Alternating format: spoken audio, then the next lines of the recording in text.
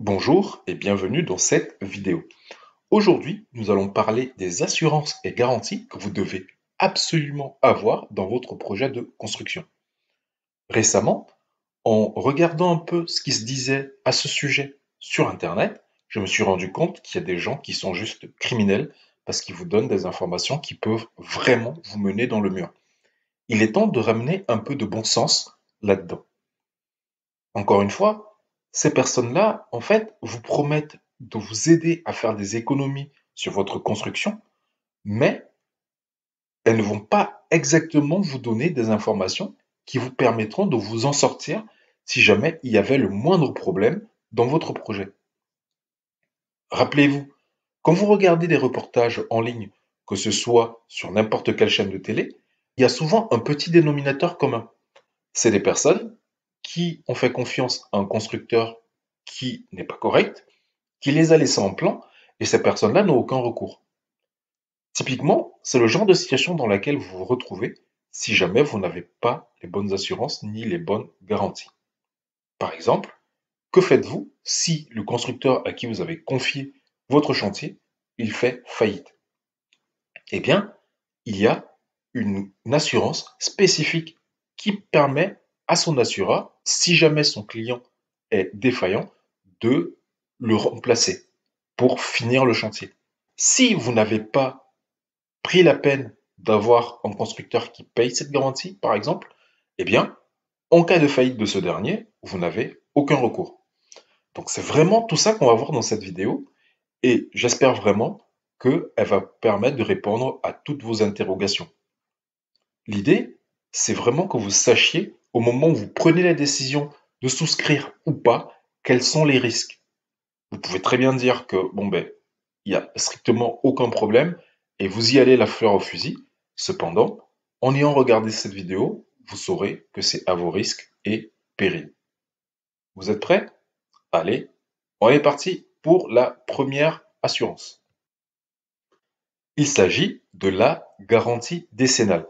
Alors celle-là, elle est obligatoire, donc vous n'avez pas le choix, vous ne pouvez pas faire construire un logement neuf s'il n'y a pas de garantie décennale. Par conséquent, votre constructeur s'arrangera pour que vous la souscriviez. Il sait qu'il ne peut pas travailler si lui, il n'a pas de garantie décennale et si pour votre contrat spécifique, vous n'en avez pas souscrit un. C'est la loi, c'est obligatoire et en général, là-dessus, il n'y a pas de débat. Derrière, attention, la garantie décennale ne couvre pas tout dans une maison. La garantie décennale va couvrir certains points spécifiques de votre construction. La garantie décennale, en fait, il faut savoir qu'elle ne couvre pas tout dans une maison. Typiquement, elle va couvrir tous les dommages qui ont trait à la solidité de l'ouvrage. Par exemple, si vous avez des problèmes de fondation, des problèmes dans un mur porteur, ce genre de choses, vous allez être couvert. Cependant, sur des choses de type ouvrant qui ne fonctionnent pas, etc., vous n'êtes absolument pas couvert. Donc, ne vous dites pas, parce que nous avons la garantie décennale, nous allons pouvoir être tranquille si jamais il y a un problème. Elle est censée garantir que votre construction, elle ne s'effondre pas sur vous, c'est-à-dire que vous n'êtes pas en danger dans votre construction, premier point. Et le deuxième point, que votre construction, elle est solide. Par conséquent, vous ne pourrez pas l'activer pour tout et n'importe quoi. Et c'est souvent une erreur que font beaucoup de personnes. Elle commence à courir après la réception du chantier, c'est-à-dire que tant que vous n'avez pas accusé réception du chantier, il n'y a pas d'activation possible de la garantie décennale. On peut y passer des heures rien que sur cette garantie, mais le but c'est pas que la vidéo fasse 3 heures. Donc, de manière très synthétique, sachez que c'est une garantie qui est obligatoire et qui est réglementée. Vous devez la souscrire en même temps que votre contrat de construction. Elle doit être valable au démarrage du chantier et elle vous couvrira à la réception de ce dernier pour une période de 10 ans en garantissant la solidité de votre bâti et votre sécurité quand vous êtes à l'intérieur. Par contre, l'assurance dommage ouvrage, elle pose énormément de questions au sein des experts en immobilier. Et par expert, c'est vraiment entre guillemets. Pourquoi? Parce que dire à quelqu'un de ne pas la souscrire, c'est vraiment pour moi un conseil qui n'est pas avisé. Pourquoi? Parce que l'adommage ouvrage, son rôle, c'est de faire une avance de frais en cas d'activation de la garantie décennale. Pourquoi? Parce que les procédures pour obtenir une indemnisation en garantie décennale, en fait, elles sont très longues. Quand vous avez une assurance dommage ouvrage, en fait, elle va intervenir tout de suite et c'est ensuite elle qui va se retourner vers la garantie décennale pour obtenir un remboursement des frais qu'elle vous aura versés. Donc ça permet d'avoir une situation qui, quand on l'active, ça veut dire qu'on est dans l'urgence et qu'elle est critique, et par conséquent, vous avez besoin d'une réponse immédiate. Vous n'allez pas, parce que votre maison, par exemple, menace de s'effondrer, vous dire qu'il va falloir que vous engagiez des frais pour louer une caravane squattée dans votre jardin pendant 6 mois, 1 an, 18 mois, personne ne sait vraiment. Alors que si vous avez dommage ouvrage, en fait, l'expert va passer et elle va être activée immédiatement. Derrière, après, les deux assurances se débrouilleront entre elles et vous n'aurez même pas à intervenir là-dedans. Donc, ça coûte un peu d'argent, mais croyez-moi, quand vous avez mis autant d'argent que ce qu'on peut mettre dans une construction de maison, eh bien, mettre 2 000 ou 3 000 € pour être tranquille et se dire que si jamais il se passe la moindre chose, votre famille va pouvoir être mise à l'abri et votre maison va être sécurisée rapidement, eh bien, ça n'a pas de prix. Et c'est d'imaginer la situation suivante. Vous êtes en hiver, vous constatez qu'il y a des fissures dans votre plancher, par exemple, et que ce dernier, en fait, il commence à s'affaisser légèrement. Vous pensez vraiment que vous allez être serein en vous disant que vous pouvez attendre 1 an, 18 mois, voire 2 ans sans avoir de réponse avec vos enfants qui jouent dans la maison alors que le plancher menace de s'effondrer? Non, vous voudrez avoir une réponse immédiate. Et la dommage ouvrage, c'est ça. Souvent, quand vous allez regarder des reportages, vous allez vous retrouver avec des personnes qui n'ont pas souscrit à cette assurance et donc qui sont dans des procédures qui sont extrêmement longues. Et très souvent, ce qu'elles vont faire, c'est qu'elles vont prendre un avocat pour essayer de faire accélérer les choses. Et donc, en fait, l'argent qu'elles vont mettre dans l'avocat, si elles l'avaient mis dans la dommage ouvrage, en fait, elles auraient eu un problème réglé immédiatement. Donc, mon conseil, c'est vraiment d'y souscrire. La garantie de parfait achèvement, elle, c'est une garantie qui vous permet, au moment de la réception de la maison, dans le procès verbal de réception, de mettre vos remarques. Attention, la garantie de parfait achèvement, c'est une garantie qui s'assure que tout ce qui devait être exécuté dans votre maison a été exécuté selon les règles de l'art. Typiquement, ça veut dire que vos fenêtres, elles ouvrent parfaitement, que vous avez bien l'eau chaude partout dans la maison, le ballon d'eau chaude fonctionne, etc. Concrètement, ça veut dire quoi? Ça veut dire que si jamais, au moment de la réception de la maison, il y a des choses qui ne marchent pas comme elles devraient, ou alors, par exemple, vous n'êtes pas satisfait de l'enduit qui a été passé sur votre façade, etc., eh bien, vous devez absolument le noter dans le procès verbal de réception de votre maison. Beaucoup de personnes font l'erreur suivante. Elles sont en confiance avec les personnes avec lesquelles elles ont travaillé pendant quasiment 1 an pour mener à bien ce projet. Et si elles sont intervenues avant dans la recherche de terrain, ça peut être entre 18 mois et 24 mois de collaboration. Donc il y a une certaine proximité, une certaine confiance. Et très souvent, ces personnes vont vous dire, bah, ça c'est pas grave, on vous le refait la semaine prochaine, pas besoin de le marquer dans le procès verbal de réception. Attention, légalement, ce qui n'est pas écrit n'est pas écrit. Ça veut dire quoi concrètement? Si vous, lors du procès verbal de réception, vous n'avez pas marqué des réserves, en fait, c'est comme si ces réserves n'existent pas. Cependant, la loi vous donne quand même quelque chose qui vous permet de vous retourner si jamais il y a un souci. C'est qu'elle dit que si jamais il y a des choses que vous constatez après la réception de la maison, vous pouvez informer votre constructeur en lettres avec accusé de réception.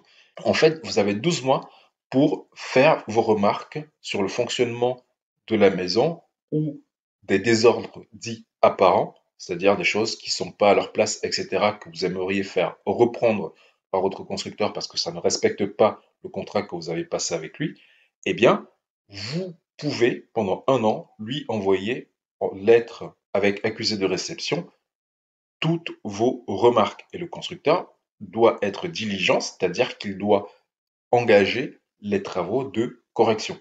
Alors, sachez que la loi ne lui fixe pas de délai d'intervention. Donc, par conséquent, il peut très bien dire j'ai reçu, mais ne rien faire. Le moyen pour l'y contraindre, c'est que les derniers 5% que vous lui devez en fin de chantier, vous devez les garder tant que tout n'a pas été réglé dans votre maison. C'est le seul levier que vous ayez pour pouvoir obliger le constructeur à bouger. Beaucoup de constructeurs vont vous faire le chantage suivant. Ils vont vous dire, si vous ne nous payez pas les derniers 5%, eh bien, on ne vous remet pas les clés de votre maison. Ça, c'est un jeu. Vous pouvez les attaquer en justice, etc.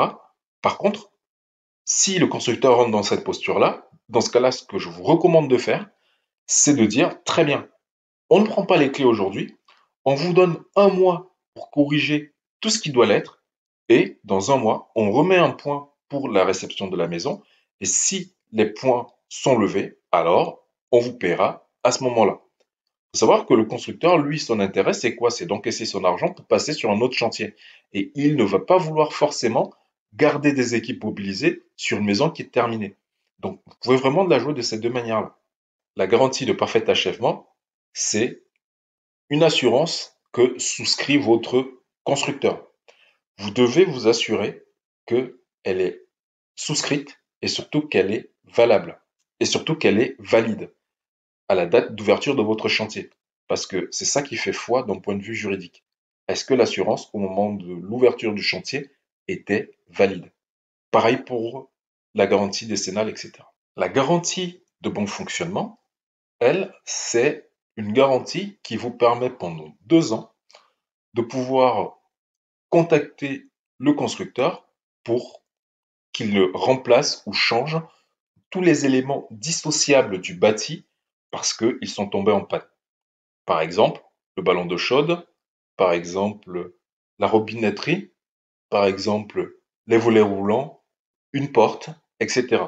C'est vraiment une garantie que doit vous présenter votre constructeur.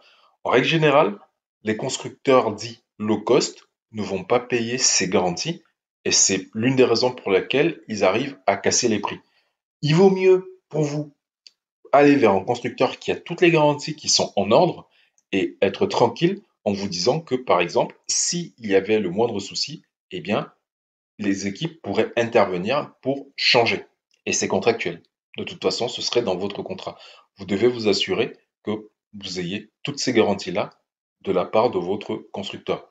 Imaginez la situation suivante. Vous êtes dans votre maison depuis 1 an, et puis vous avez les volets roulants qui sont en panne, soit en position ouverte, soit en position fermée. Qu'est-ce que vous faites? Eh bien, changer un volet roulant, ça coûte quand même un peu d'argent. C'est quand même mieux d'avoir le constructeur qui envoie, c'est quand même mieux d'avoir le constructeur qui envoie l'artisan qui a installé les volets roulants pour qu'il vienne à ses frais changer ce qui ne fonctionne pas. Donc, c'est vraiment une garantie qu'il faut impérativement avoir. Et elle est valable pendant 2 ans. Eh bien, la garantie prix et délai convenu, eh bien, c'est une assurance souscrite par votre constructeur auprès d'un assureur et qui permet, si jamais votre constructeur est défaillant, à cette assurance de se substituer à votre constructeur pour reprendre le chantier et finir le chantier aux frais de l'assureur. C'est une garantie qui est obligatoire, donc tout le monde y souscrit. Mais c'est comme, on va dire, pour votre assurance auto. Vous pouvez avoir une assurance, on va dire minimale, c'est-à-dire au tiers. Vous pouvez avoir une assurance au tiers plus, vous pouvez avoir une assurance tout risque. Alors, assurez-vous de l'ampleur de la couverture de l'assureur de votre constructeur. Il faut savoir que beaucoup de constructeurs, en fait, vont aller souscrire à des assurances pas chères dans des pays comme l'Angleterre, le Luxembourg, etc., qui sont en fait des assureurs en carton. Pourquoi? Parce que ils trouveront toujours une excuse pour ne pas intervenir. Donc, assurez-vous de deux choses quand vous sélectionnez un constructeur d'un point de vue assurance. Un, son assureur est en France. Concrètement, si son assureur est basé en France, ça veut dire que vous allez pouvoir agir contre lui. S'il est basé en Angleterre, autant vous dire que c'est mort. Parce que déjà, le temps de porter plainte en France, que la France contacte l'Angleterre, que l'Angleterre daigne répondre, que lui, etc., en fait, la justice française n'aura aucun levier pour contraindre l'assureur en Angleterre. Aucun. Par conséquent, assurez-vous que c'est vraiment un assureur de renom, c'est-à-dire un gros assureur qui assure votre constructeur.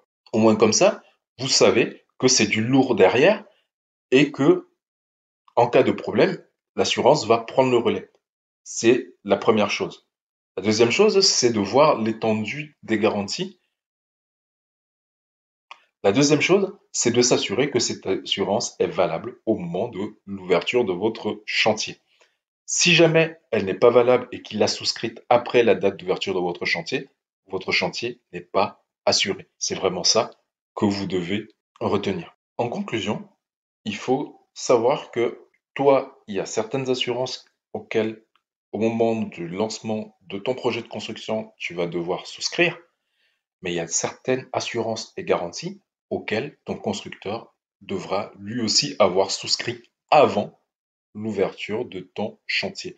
Elles devront être valables. Maintenant, nous sommes arrivés au terme de cette vidéo et j'espère vraiment que désormais c'est plus clair pour toi les assurances et les garanties dans un projet de construction. Si tu as aimé cette vidéo, je t'invite à la liker.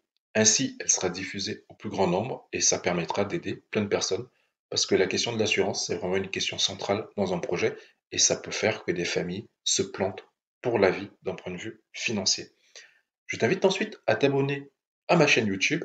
Ainsi, tu pourras continuer à recevoir du contenu réellement exclusif sur le thème de la construction de maisons.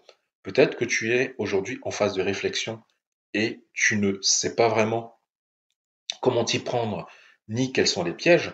Eh bien, je t'invite vraiment à t'abonner sur cette chaîne parce que je vais continuer à publier du contenu de ce type-là qui va vraiment t'aider à voir quels sont les pièges d'un projet de construction et ça te permettra d'arriver au bout sans encombre.